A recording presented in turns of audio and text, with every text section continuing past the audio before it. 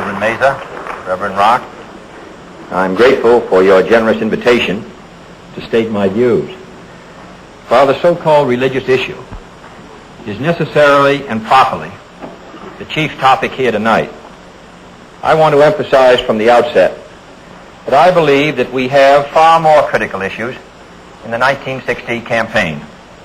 The spread of communist influence until it now festers only 90 miles from the coast of Florida, the humiliating treatment of our president and vice president by those who no longer respect our power, the hungry children I saw in West Virginia, the old people who cannot pay their doctor's bills, the families forced to give up their farms, an America with too many slums, with too few schools, and too late to the moon and outer space.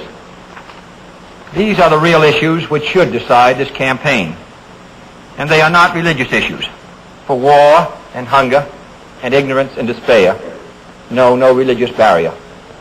But because I am a Catholic, and no Catholic has ever been elected president, the real issues in this campaign have been obscured, perhaps deliberately, in some quarters less responsible than this.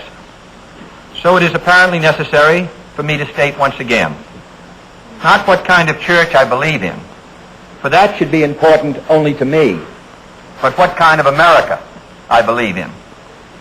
I believe in an America where the separation of church and state is absolute, where no Catholic prelate would tell the president, should he be Catholic, how to act, and no Protestant minister would tell his parishioners for whom to vote, where no church or church school is granted any public funds or political preference, and where no man is denied public office merely because his religion differs from the president who might appoint him or the people who might elect him.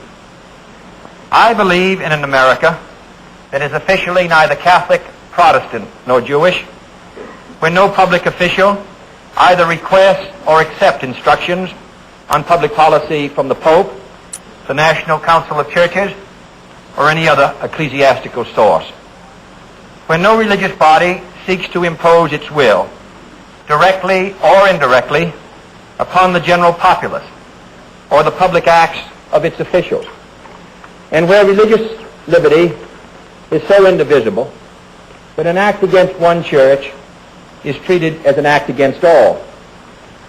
For while this year it may be a Catholic against whom the finger of suspicion is pointed, in other years it has been, and may someday be again, a Jew, or a Quaker, or a Unitarian, or a Baptist. It was Virginia's harassment of Baptist preachers, for example, that led to Jefferson's Statute of Religious Freedom.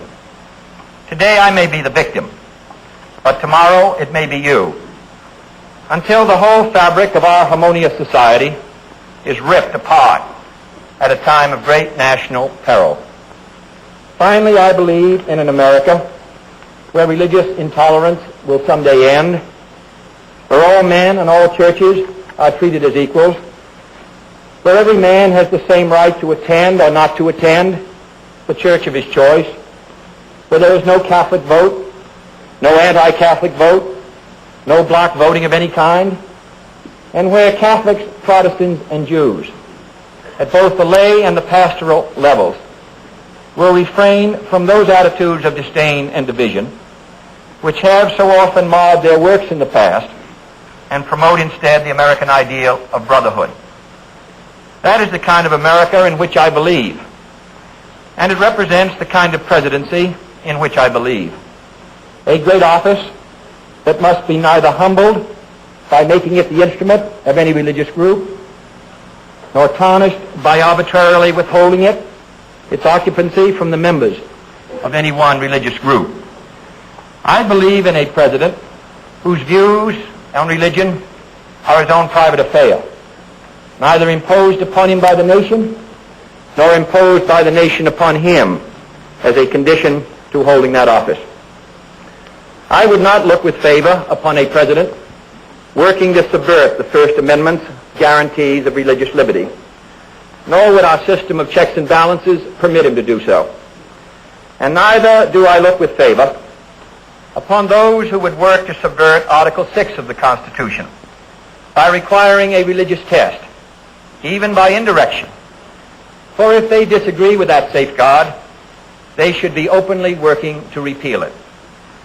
I want a chief executive whose public acts are responsible to all and obligated to none, who can attend any ceremony, service, or dinner his office may appropriately require him to fulfill, and whose fulfillment of his presidential office is not limited or conditioned by any religious oath, ritual, or obligation. This is the kind of America I believe in, and this is the kind of America I fought for in the South Pacific and the kind my brother died for in Europe. No one suggested then that we might have a divided loyalty, that we did not believe in liberty, or that we belonged to a disloyal group that threatened, I quote, the freedoms for which our forefathers died. And in fact, this is the kind of America for which our forefathers did die. When they fled here to escape religious test oaths that denied office to members of less favored churches, when they fought for the Constitution, the Bill of Rights, the Virginia Statute of Religious Freedom, and when they fought at the shrine I visited today, the Alamo. For side by side with Bowie and Crockett died Fuentes and McCafferty and Bailey and Bedillo and Carey, but no one knows whether they were Catholics or not, for there was no religious test there. I ask you tonight to follow in that tradition, to judge me on the basis of 14 years in the Congress, on my declared stands against an ambassador to the Vatican, against unconstitutional aid to parochial schools, and against any boycott of the public schools, which I attended myself. And instead of doing this, do not judge me on the basis of these pamphlets and publications. We have all seen that carefully select quotations out of context from the statements of Catholic Church leaders, usually in other countries, frequently in other centuries, and rarely relevant to any situation here, and always omitting, of course, the statement of the American bishops in 1948, which strongly endorsed church-state separation, and which more nearly reflects the views of almost every American Catholic. I do not consider these other quotations binding upon my public acts. Why should you?